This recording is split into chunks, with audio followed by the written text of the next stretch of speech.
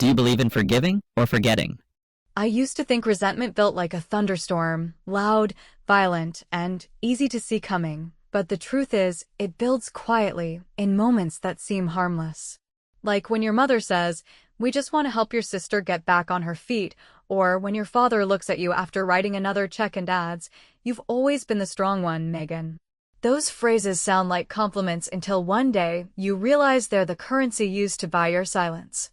The night it finally broke began under the hum of fairy lights and the smell of cheap champagne. It was Lily's 30th birthday, though if you'd seen the size of the rented hall, the catering trays, and the personalized backdrop with her name in gold script, you'd think she'd just won an Oscar. I stood near the bar, holding a glass I hadn't touched, watching my mother laugh like a woman half her age. My father was beaming, the proud patriarch of a family that, to any outsider, looked harmonious and well-balanced. Only I knew that balance was an illusion, and that most of the family savings had come from one person's account. Mine. When the cake came out, 3 tiers, covered in pink frosting and edible glitter, my mother made a small speech. "It's been such a tough year for Lily," she said, her hand pressed dramatically to her chest. "But she's resilient, just like her sister." We couldn't be prouder. The guests clapped, my father wiped a tear, and Lily did that little giggle she always does when she knows attention belongs to her. Then came the envelope, white, sealed, thick enough to make my stomach tighten. "Just a little something to help you start over," Mom said, slipping it into Lily's hands as though it were a newborn kitten. I didn't even need to ask what a little something meant. I already knew. I'd seen the transfers, the temporary withdrawals, from the joint family account I had agreed to maintain years ago when Dad's health wasn't good and the hospital bills were piling up. Back then, it made sense. I was earning more and they'd promised to pay it back once things stabilized. But things never did stabilize. They just kept needing a little help. When Lily opened the envelope and actually gasped, I felt the air in my lungs freeze. Her eyes went wide, and she hugged our mother, crying, "You didn't have to do this," and Mom replied, "Of course we did, sweetheart. Family helps family." The word family rang in my ears like a fire alarm. I smiled politely, took a sip of warm champagne, and said nothing. That's what I'd always done, say nothing. Because if I said anything, I'd become the selfish one, the ungrateful one, the daughter who only sees money. But that night, something changed. It wasn't anger, it was clarity. A kind of bone-deep calm that made me realize I didn't need to fight anymore. I just needed to stop participating. I drove home early, before the cake was finished, before Lily could drunkenly hug me and say something like, "You've always been my rock." My hands shook as I unlocked my apartment, but not from rage, from decision. I sat on my couch, opened my laptop, and logged into my bank. There it was, the family account, technically in my name, shared for emergencies. The balance was lower than I remembered. I scrolled through transactions and saw the latest one. Event Decor Company, dated last week. I stared at that name for a long time. Then, with a single click, I transferred a small sum, just a few $100s, out of that account and into my personal one. A test, I told myself. A simple test to see if anyone noticed. The next morning, there was already a voicemail from Mom. Her voice was cheerful, rehearsed. "Just calling to thank you again, honey, for helping with the party. You've always been so good to us. I'll send you some pictures later." I didn't return the call. Instead, I thought about all the years that led up to that night, the scholarships I earned on my own, the part-time jobs I worked while Lily found herself, the time I gave up my summer vacation to cover Dad's surgery bills because insurance fell short. I thought about the time Mom told me, "You'll understand when you have kids," even though I was already paying for theirs to live comfortably. And I realized something cruel but freeing. I wasn't part of a family. I was a funding source dressed as a daughter. I spent the next few days replaying that birthday in my mind, the music, the lights, the way my mother's hand lingered on Lily's shoulder. I wondered if they even realized that their generosity had never actually been theirs. Maybe they believed in their own narrative so deeply that they didn't know they were spending my money.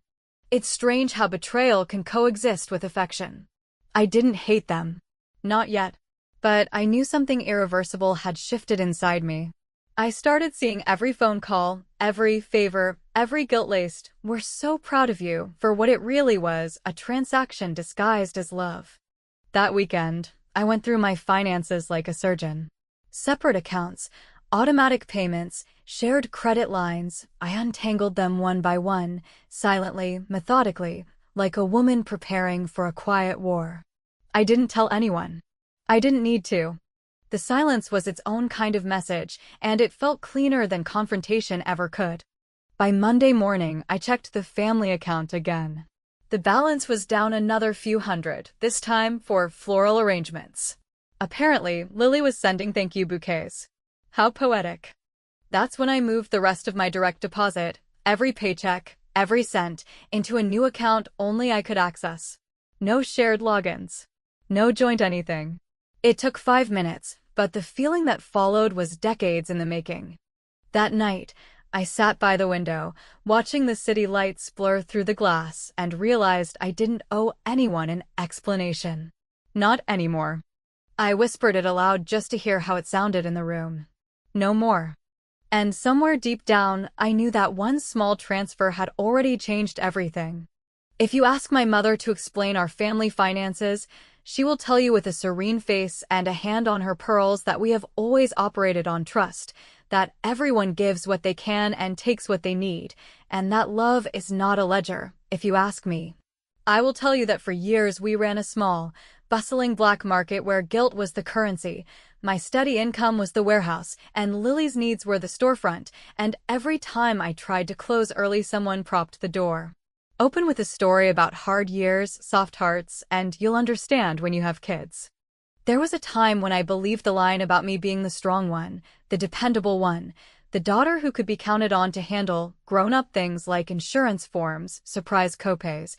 and the kind of unexpected home repair that always arrives with the drama of a hurricane and the price tag of a small car. I believed it the way you believe weather reports, knowing they are often wrong but planning around them anyway. Until the day it became obvious that strength had become the excuse for convenience, that my reliability was less a virtue and more a faucet they could turn whenever embarrassment or consequence threatened to seep under the door.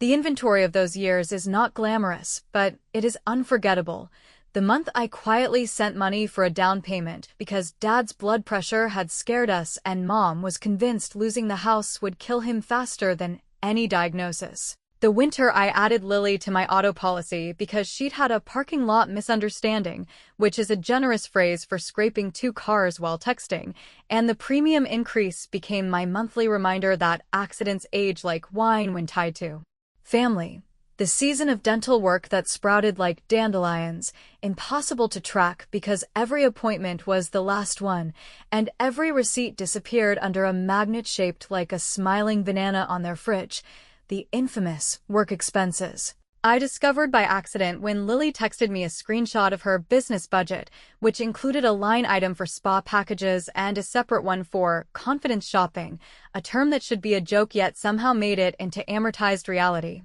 When I tried to name the imbalance, I inevitably ran headfirst into the soft wall of family rhetoric, the kind that sounds loving while quietly moving the goalposts. My mother would stroke my arm and remind me that I had a good head for money, as if prudence were an inheritance I could spend on everyone else's impulses. My father would half smile and say that I didn't need much, which is an odd thing to say to a woman who had literally no time for needing because she was always paying attention to everybody else's needs. Lily, who can turn any room into an audition if it helps, would insist that she would totally pay me back when the client pays, and then pivot to an anecdote about how stressful it is to chase invoices,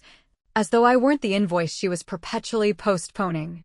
I wish I could say I raged, that I stormed into their kitchen and slammed down spreadsheets like evidence bags in a courtroom drama, but a quieter, more efficient thing happened after that birthday. I started auditing the parts of my life that had been dragged into the family's orbit, and I began the steady, unsentimental work of bringing them home, not with shouting, not with threats, but with forms and clicks and a refusal to keep doing free emotional labor disguised as financial help. And with each step I felt something old unspool, the way a too tight knot loosens when you finally stop yanking and just find the thread. The first practical move was the most liberating because it made every other step feel possible. I ended the automatic transfer that I had set up on the first Monday of every month, the one my mother always called our little cushion, and I replaced it with a transfer of equal size into a new savings folder I labeled, with petty accuracy and private amusement, actual emergencies, which meant medical bills with my name on them, rent if the world caught fire, or therapy if the silence I was choosing started to feel too heavy. While I was there, I unlinked my debit card from the family pharmacy account that had made medication pickups feel like grocery runs, called the billing office at the hospital to shift Dad's payment plan into their household name rather than mine, polite, patient, firm, and I canceled the secondary card I had permitted on my credit line years ago for just in case, which had been used several times for just because, after which my bank app displayed a tidy little confirmation banner that felt, unexpectedly, like a glass of cold water after a long, dry speech. There were smaller acts of recalibration that would look petty to anyone who has never learned to translate affection into line items but were, to me, small fireworks of sanity. I declined the group chat Venmo request for Lily's networking brunch that somehow included champagne flights and a donut wall, responding instead with a cheerful message about wishing her luck and a link to a free co-working day pass I'd found, which was both helpful and, yes, pointed. I took myself off the family phone plan and ported my number to a solo plan that cost a bit more but felt like taking back a key, and in the process the account downgraded from a premium bundle to a basic one, which would have been a non-event if my mother hadn't texted to ask why the movie channels were gone and whether I could fix the subscription thing, because Sunday nights felt empty without them. The calls began softly and quickly gathered weight, like snow that looks delicate until it knocks down a fence. My mother left a message that started with gratitude for the party and drifted into a reminder that the property tax installment was coming up and it would be such a help if I could do what you always do. My father texted a thumbs-up emoji followed by a long paragraph about a rate increase on utilities, and Lily sent a voice note about a client who ghosted, a term that felt almost poetic given the way the three of them had haunted my balance for years. I listened to each message with the detachment of someone auditing security footage, and then, with a calm that surprised me, I put the phone face down and let the screen go dark.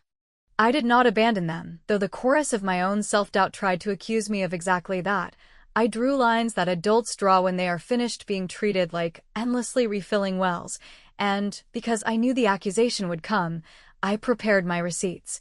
my timelines, my tidy list of payments made and grace extended, not to wave in anyone's face, but to keep myself from backsliding when the pleas arrived dressed as love. I promised myself that if a true emergency emerged blood, bone, breath, I would be there with my car keys and my common sense, but that I would not fund convenience, entertainment, or the relief of not learning hard lessons. When the first of the month rolled around and the usual little cushion failed to appear, my mother tried to make light of it in the family chat with a joke about bank gremlins and technology being silly, and for a brief, strange moment I felt the old tug, the urge to fix it so that no one had to feel discomfort, yet I let the silence stand as an answer, and while I was letting it stand, I opened my laptop, logged back into the account that had quietly drained me for years, and hovered over a set of options I had never noticed because I had never looked this closely, one of which, small and simple, read Remove External Payees, another that read Restrict Access, and a third, tucked just beneath, that promised something bolder, cleaner, and irrevocably adult. I took a long breath, pressed the first two with the precision of a surgeon, listened as my phone started to vibrate on the table with a call me now from my mother and a urgent from my sister, and, with the cursor resting over the final choice that would turn a faucet into a locked valve, I watched the screen and decided that tonight I would not answer, and tomorrow I would see who noticed first. The first day without answering felt like wearing a new pair of heels that looked perfect in the mirror, and then surprised me with how steady they felt once I started walking, because despite the swarm of notifications, My mother's bright bubbles with too many exclamation marks, my father's careful paragraphs that pretended to be casual but read like drafted letters, and Lily's voice notes that always began with a breathy, "Hey, quick thing," I discovered that silence, when chosen intentionally, does not roar or accuse or slam doors. It simply steps aside and leaves other people with their own echoes, and it was astonishing how loud those echoes became once I stopped cushioning them with instant solutions and cheerful transfers that arrived like room service. By day 3, the rhythm of our usual dependence cycle started to wobble, and the wobble carried a strange mixture of comedy and dread that only families can produce. My mother sent a group message about how the electric bill auto-debit had hiccuped, complete with a winking face that made me want to throw my phone into a lake, and then she asked if I could do that thing you do to make the late fee disappear, as though I had a charm I could wave at a utility company like a fairy godmother in yoga pants, while my father, who has always preferred a dignified route, wrote that he would handle it, and then immediately forwarded me a notice from the HOA about a past-due maintenance fee that had been paid on time for years, because I had quietly linked it to the same card that now no longer existed in their world, which meant the HOA's cheerful portal had sent them a crimson warning banner, and my mother had taken a screenshot with the kind of dramatic flair usually reserved for bad medical news. I did not respond with a lecture about budgeting or savings, because nothing invites a counterattack like condescension disguised as advice. Instead, I tested the edges of my experiment by sending 2 words that were true and firm: "Can't today." And then I put my phone face down again and went back to the spreadsheet I was building for myself, a cool, numerical record of the borders I was resetting, each line a small sentence of sanity stating which automatic payments I had ended, which shared logins I had changed, and which recurring charges I had rehomed. And as my cursor moved from Walgreens to the hospital portal, from the pharmacy to the gas utility, from the family Spotify bundle we never fully used to the streaming service that somehow billed twice a year, I felt the quiet joy of a woman who is finally managing her life instead of being managed by the crises of people who claim emergencies every time convenience ends. Lily switched tactics around the end of the week, trading the apologetic tone for a breezy charm offensive that promised, "I'll figure it out, it's totally fine, just wondering if, like, for this one thing you could front it, and I'll Venmo you when my client pays," which is a sentence I could recite in my sleep because I had slept on it for years. I answered with a new sentence that felt like a pebble dropped into a clear lake: "I don't front anymore," and then, because I am not cruel even when irritated, I attached 3 job postings from a local tutoring center that paid hourly and didn't require her to post a single filtered selfie to get hired. And I included a link to a financial literacy workshop at the community college that promised coffee and real talk, the latter of which our family had avoided with more discipline than any diet. On Saturday, I put genuine distance in my body to match the distance I was installing in my accounts by driving to a coastal town 2 hours away where the boardwalk still sold fudge like it was a sacred calling, and middle-aged couples held hands in the grudging, faithful way of people who know the rhythm of each other's steps by heart. I sat on a bench with a paper cup of clam chowder that tasted like every New England summer movie and watched a teenage boy argue cheerfully with his father about which baseball cap looked less ridiculous, and I allowed myself to admit that while I loved my parents and even loved Lily in the way you love a person who once shared your bedspread and your secrets and the fear of thunderstorms, I had not once in my adult life felt that kind of uncomplicated father-daughter banter in a store about something trivial, because our conversations were always freighted with invoices, solutions, or the aftermath of choices no one wanted to own. The second week introduced the first hard test of my resolve when my mother called to say that my father's prescription had jumped in price because the brand he preferred was suddenly out of network, and could I do your magic with the insurance portal? And, while part of me wanted to swan dive back into the familiar role and fix it with the speed of muscle memory, I kept my voice even and offered to sit with them, physically, not digitally, and call the pharmacy together so that they would learn the process and keep it for next time, which she did not like because it replaced convenience with instruction. Yet she agreed, and 2 days later I sat at their kitchen table, walked them through a discount card site that cut the price in half, Called the pharmacist with my mother listening on speaker, and when the total dropped, I did not reach for my wallet like I usually did. I simply thanked the woman on the line and showed my parents where to save the code. Then I stood up, kissed my father on the cheek, and left before anyone could melt the victory into a new request. The experiment's most satisfying moment arrived not with a bang, but with a little ping of an email, a system-generated message that announced account changes effective immediately, because earlier that morning, with my coffee cooling beside my laptop and the sun carving a bright line across my desk, I had opened the family account for the first time without dread, navigated to the settings where the legalese lives, and read each clause like a person signing her own lease. Then clicked the option that ended additional user access, removed external payees, and reclassified the account as single holder only. And when the bank asked if I wanted to proceed, I thought of the 3-tier cake, the spa receipts named self-care, the way my mother said, our little cushion, like it had never come from my pocket, and I pressed confirm, watched the spinner whirl, and read the word successful with a calm so deep it felt like standing still in the center of a hurricane. My phone rang almost instantly, my mother first, then Lily, then my father, each call arriving like a wave hitting a seawall, forceful and repetitive, and I let them all roll past while I put on a pot of pasta and opened my windows to let the city air in.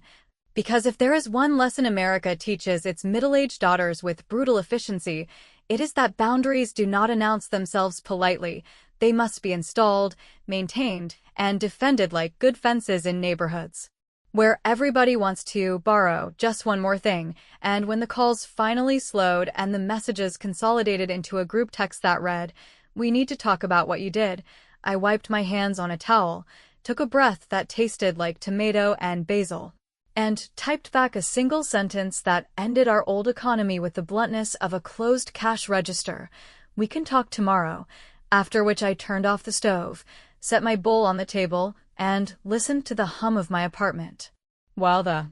account that had funded our dysfunction went dark for good. By the time morning arrived, the promise of "we can talk tomorrow" had swollen into a tribunal, because my mother opened with the tone she saves for clergy and mortgage officers, telling me that families run on cooperation and that my actions had created confusion with the utility company, the pharmacy, and the homeowners association, while my father, who had remained quiet through her preamble like a judge letting counsel perform, cleared his throat and, with a steadiness that once could calm me, asked me to reverse whatever I had done and restore access so that life can continue without melodrama, which would have been laughable if it hadn't been so precisely the point, since the melodrama had always been paid for by me and applauded by them as a form of familial loyalty. I did not raise my voice, because anger would have given them a clean target, and because I wanted them to hear a new instrument in the orchestra, the low, unwavering note of a woman who will not be thrown off by a sigh or a disappointed look. I told them that the account was mine and would remain mine, that I had removed external payees to end confusion about who was paying what, that I would help them learn to manage their own portals and bills just as I had learned when no one was offering me a cushion, and that I would continue to be present for actual emergencies, at which point my mother asked with theatrical innocence how one defines actual, and my father, who hates theatrics, sharpened the conversation by saying that withholding support to teach a lesson felt punitive, manipulative even, especially after everything I had contributed voluntarily. A phrase that landed in the center of the table like a dropped dumbbell because it carried the suggestion that generosity, to be pure, must never end.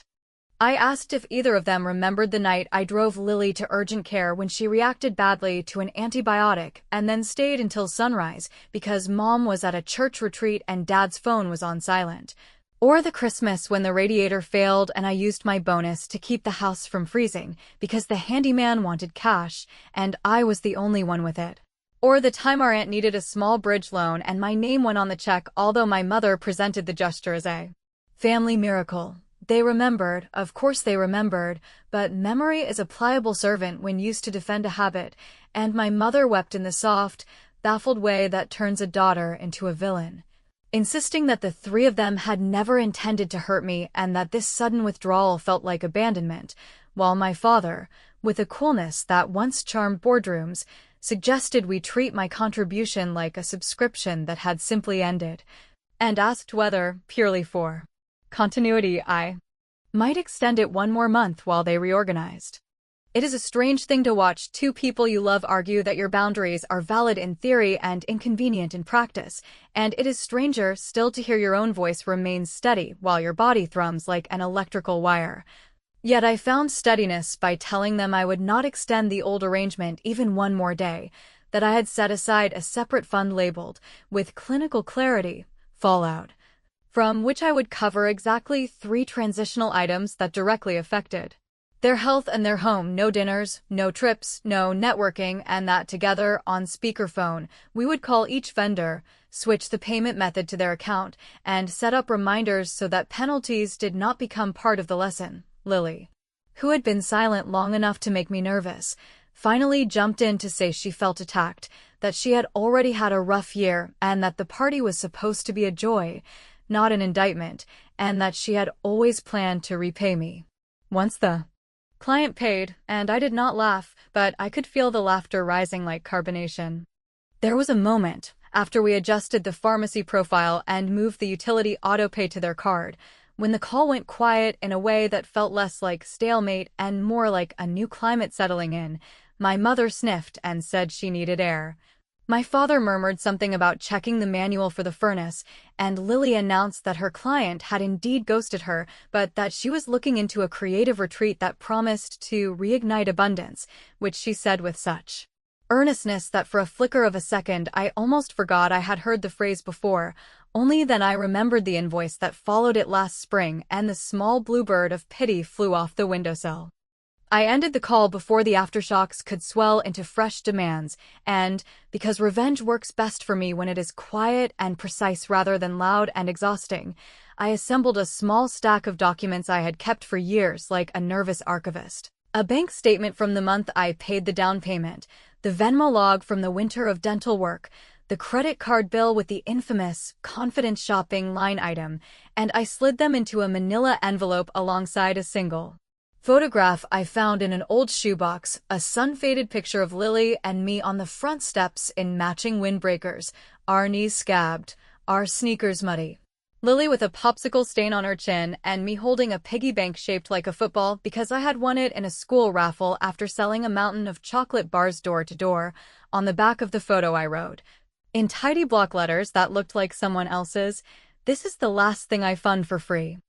I mailed the envelope without a return address, not because I wanted to be theatrical, but because I wanted the message to arrive unaccompanied by my voice, free of defense or persuasion, a picture and a ledger page side by side, childhood and adulthood staring at each other across the table, and while the postal clerk stamped it with the indifference of a person who has seen far stranger cargo, I felt the peculiar relief that follows a hard, honest act, the kind that cannot be taken back. Without taking yourself back too.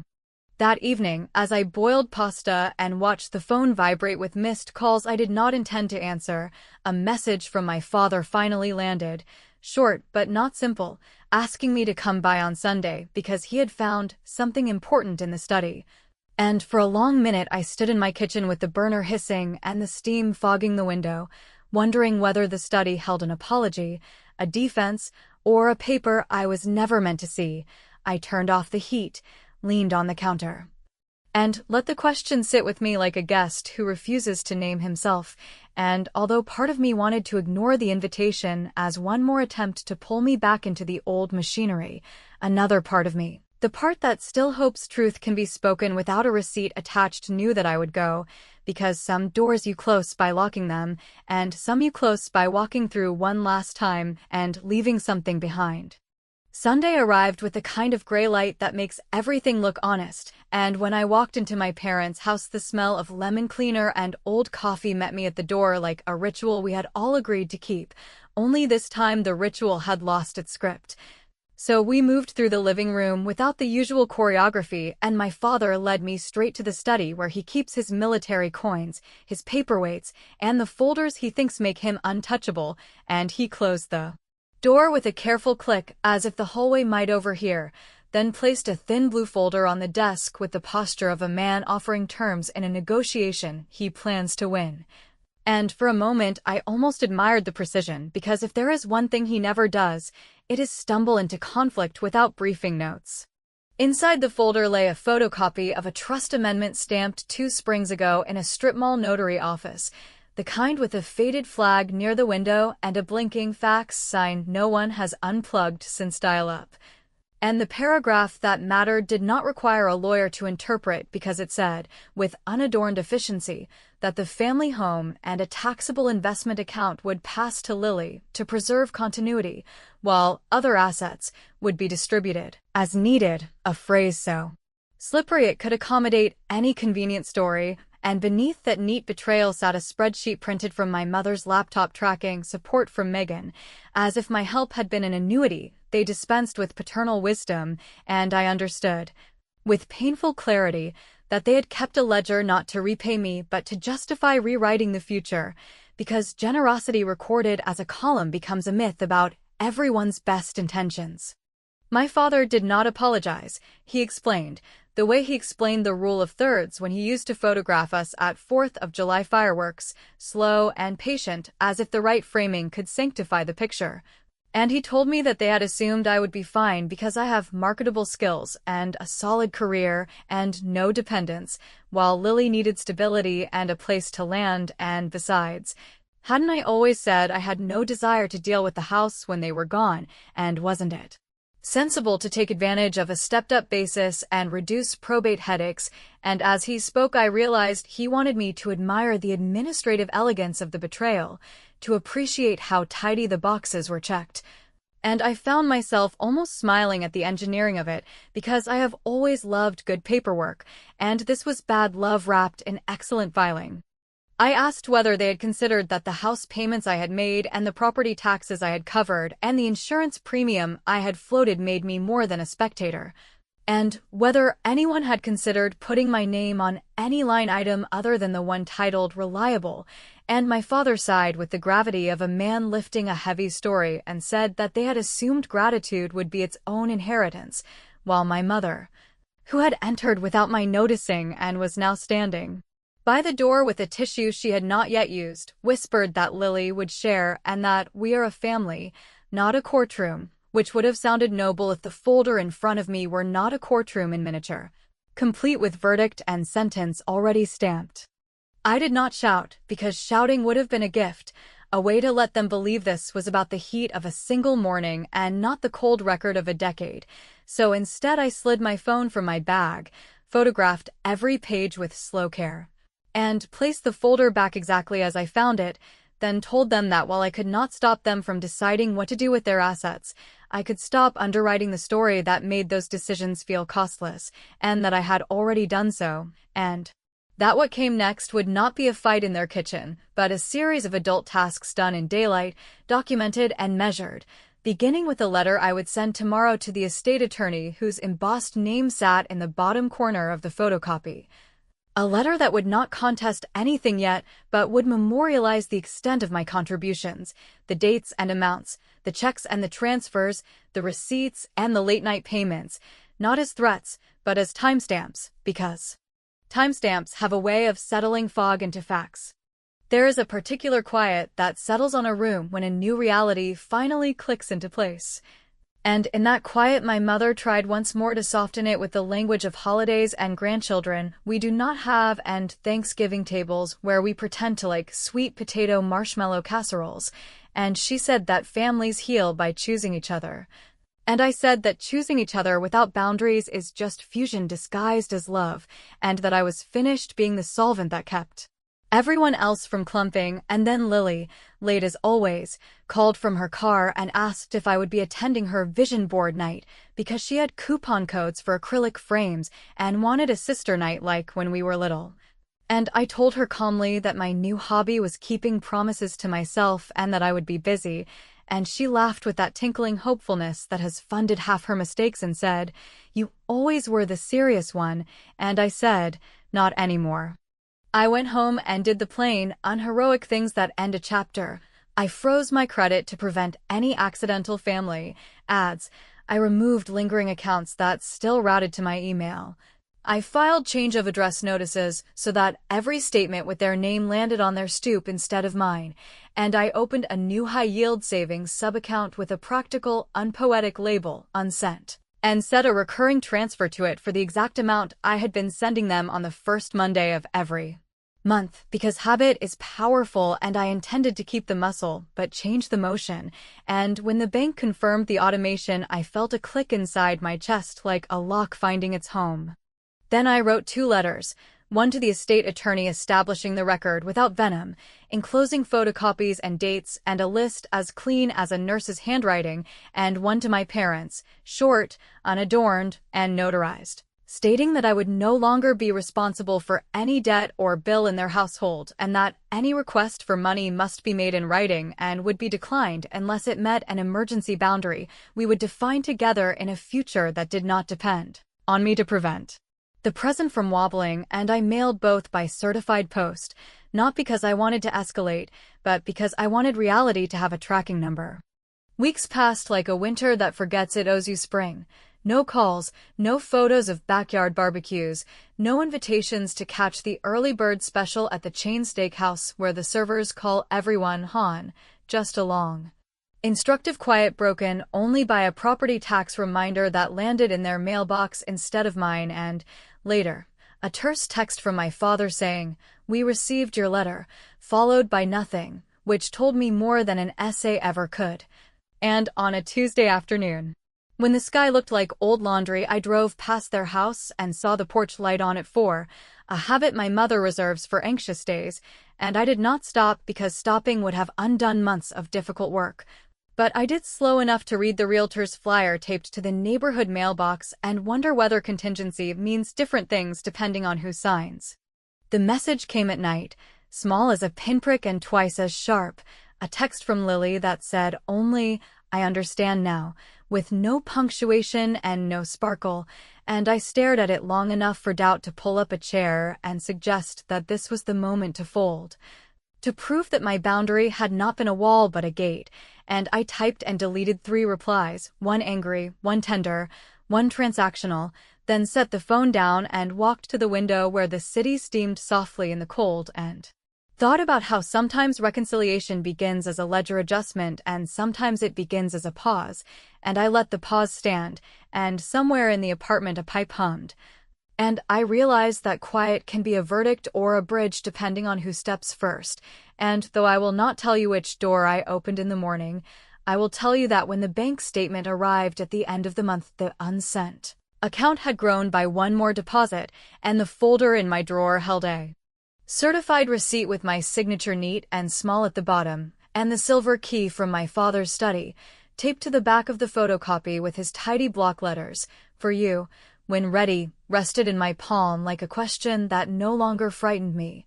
Because a person who finally stops paying for a story earns the right to choose how it ends.